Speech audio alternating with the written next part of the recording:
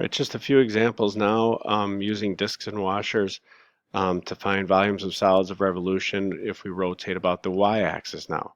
So the only change in the directions here is I'm going to have an enclosed region, but now I'm going to rotate about the y-axis instead of the x-axis. So let's begin. So here's a region bound by the parabola y equals 4 minus x squared and the x and y axis, y equals 0 and x equals 0. So we have this region right here. I'm going to rotate it around or about the y-axis this time. So, oh my gosh, terrible. So if I do that, I get this sort of figure right here. Now, draw one cross section, just like we did before, and now you notice that the radius of that circle is not perpendicular to the x-axis anymore, but because we're going around the y-axis, it's now perpendicular to the y-axis. So I'm going to have to integrate with respect to y. Now furthermore, this region is bordered by the y-axis. There's no gap at all. So I'm going to be able to use the disk method. So I'm going to use a disk method. I'm going to integrate with respect to y. Now I write that right away because I want you to remember that this integrand has to be a function of y, and also that the limits have to be y limits. So writing that first hopefully will make you think of that. So it's going to be a disk method, so I'm going to have pi times radius squared. Now, what are the y limits of this region? Well, the lowest y value is 0 up to the highest y value, which is 4. Now, what is the radius of this cross section?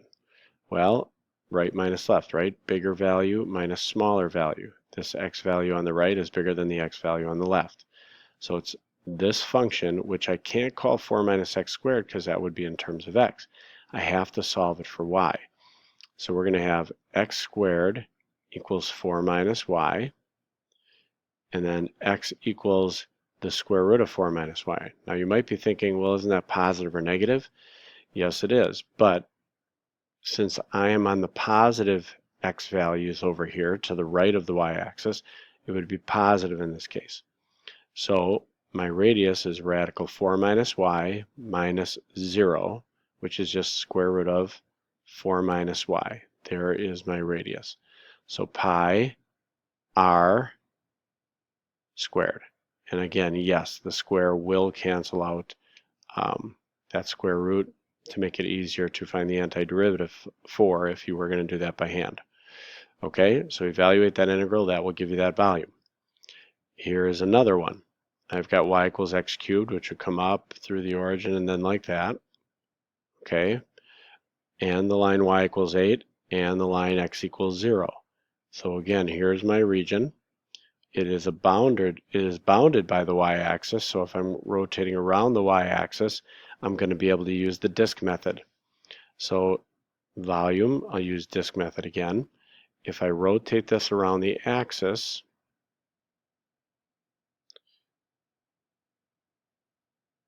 it would kind of look like that again, taking one cross section and finding the radius. So it's perpendicular to the y-axis, so I'm going to integrate with respect to y.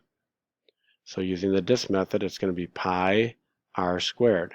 Now, integrating with respect to y, what are the y limits of this region? Lowest limit is 0. The upper limit is 8. So I'm going to integrate from 0 to 8. What's the radius? Well, this is a graph y equals x cubed, but I don't want to call it x cubed minus 0. I need the x values. So get x by itself. So x would equal the cube root of y. So it's cube root of y minus 0, which is just the cube root of y. So pi r squared. And another way of writing that would be y to the 2/3. Remember, if you're integrating with respect to y, your integrand has to have y in it, so the equation must be solved for x. Let's go over a couple more examples here. So now I've got y equals the square root of x right here, and the line y equals x. And you can see they intersect at the origin, and then they intersect again at 1, 1. So this region is just a real little sliver of a thing here, but I want to revolve it, remember, around the y-axis. So I'm going to revolve this around the y-axis so that this green function will kind of come this way and the line will go that way as well.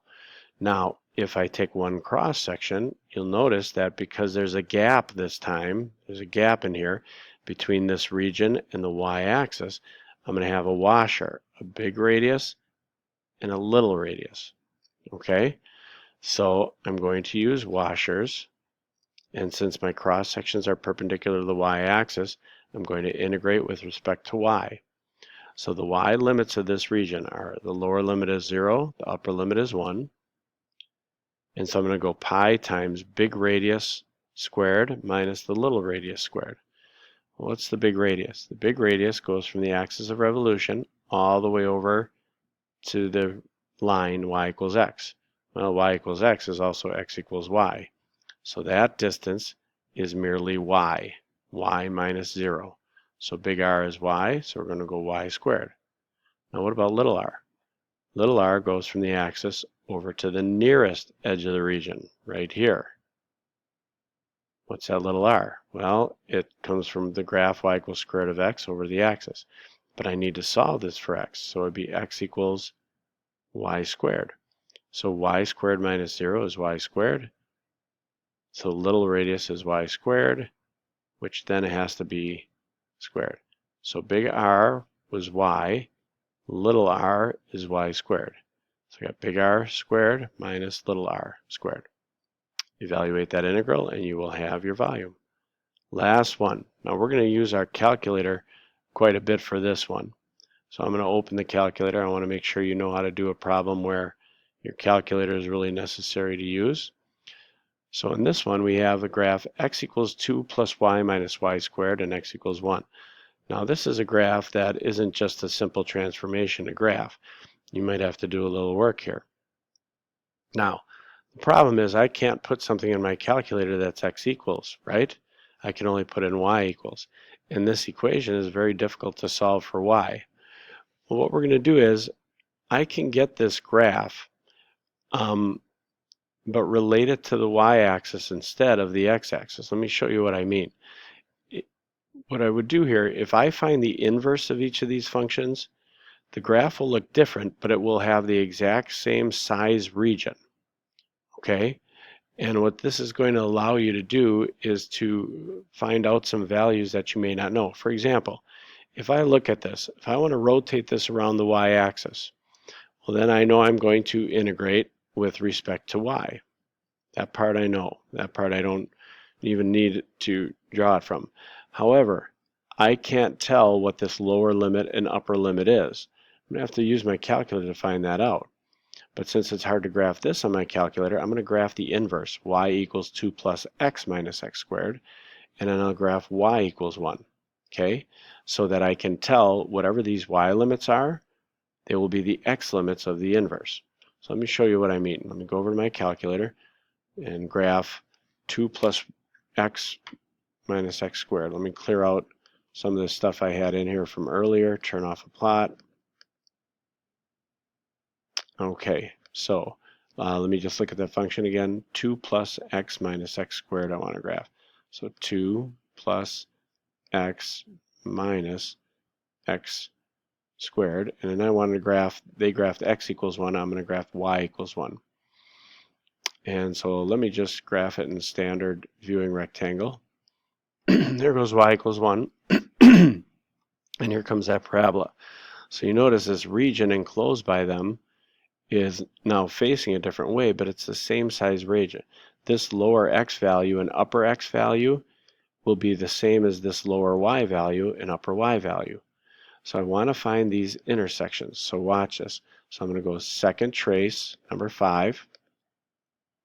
And first let's hit enter 3 times to find that left intersection. So that's negative 0.618. I'm going to go to my home screen. That value will be stored for x, but I want to store it somewhere else because I'm going to have to find the other intersection. So I'm going to store it for a. I didn't think I did that. Let me try that again. I'm a mess. X, store, alpha, a. There we go. So that 0.618 number should now, negative 0.618 should now be stored for A. So now let me go back to my graph and let's find this intersection. So second trace, number 5. Let me go closer to that other intersection. I want to find the second one again. Hit enter 3 times, once, twice, and it's 1.618. So let me go back to my home screen. Let me store that X value for B now. So now my calculator thinks B is 1.618. So I have here found out that this lower value is negative 0.618 and the upper value is positive 1.618. Okay? Now, so that will be my lower and upper value. I'm using washer method. Pi times big R squared minus little r squared. Why am I using washers? There's an obvious gap here between the axis of revolution and this region. So if I rotate this, this would be a washer, and big R is going to go from the furthest region to the axis. So 2 plus y minus y squared minus 0, that will be my big radius. My little radius just goes from 1 over to 0, so my little radius is simply 1. So I am going to have, and I don't know if I gave myself enough room here, 2 plus y minus y squared minus the little radius squared, which, yes, is just 1. Okay? So now I just wanted, this one I want to show you how I do this stuff on my calculator. So I'm going to go on my calculator, pi from A to B. I put this equation in for y1 and this equation in for y2. I put this in as a function of x, so I'll have to put dx on my calculator. So here we go. So let me clear this. Pi times math 9, don't forget that pi out in front there, A to B. Remember, my calculator knows that A is negative 0.618 and it knows B is 1.618 of, let me just make sure I put, I put the parabola in for y1, the horizontal line in place of y2. So let me go y1. So let me go back into my integrand here. So let me go alpha y1 minus alpha y2 with respect to x. So it should be 5.854 is the volume I get. And there we go. So notice we had to do a lot of stuff on the calculator for that one.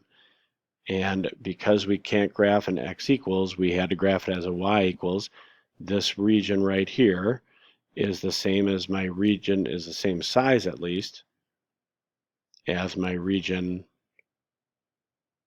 right there. Okay, so rotating this around the x-axis would give me the same result as rotating this around the y-axis.